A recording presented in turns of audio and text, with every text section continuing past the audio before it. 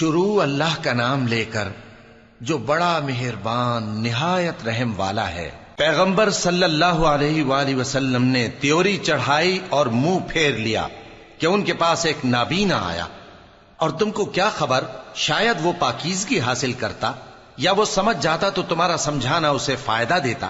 اب وہ جو پرواہ نہیں کرتا سو اس کی طرف تو تم توجہ کرتے ہو، حالانکہ اگر وہ نہ سنورے تو تم پر کچھ الزام نہیں۔ اور وہ جو تمہارے پاس دوڑتا ہوا آیا اور وہ اللہ سے ڈرتا بھی ہے تو اس سے تم بے رخی کرتے ہو۔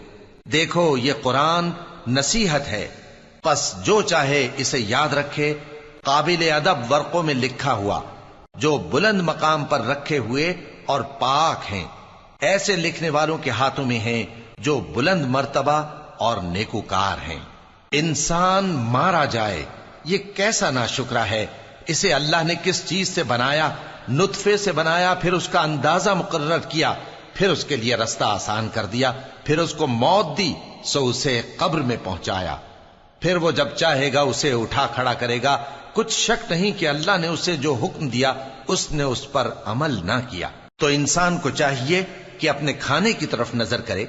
بے شک ہم ہی نے پانی برسایا، پھر ہم ہی نے زمین کو اچھی طرح پھاڑا، پھر ہم ہی نے اس میں اناج اگایا اور انگور اور ترکاری اور زیتون اور کھجوریں اور گھنے گھنے باغ اور میوے اور چارہ، یہ سب کچھ تمہارے اور تمہارے مویشیوں کے لیے بنایا۔ تو جب کانوں کو پھاڑنے والی آواز آئے گی اس دن آدمی اپنے بھائی سے دور بھاگے گا، اور اپنی ماں اور اپنے باپ سے اور اپنی بیوی اور اپنے بیٹوں سے بھی۔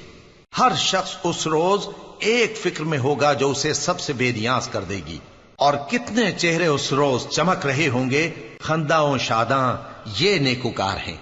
اور اس روز کتنے چہرے ایسے ہوں گے جن پر گرد پڑ رہی ہوگی اور ان پر سیاہی چڑھ رہی ہوگی، یہی لوگ ہوں گے انکار کرنے والے بد کردار۔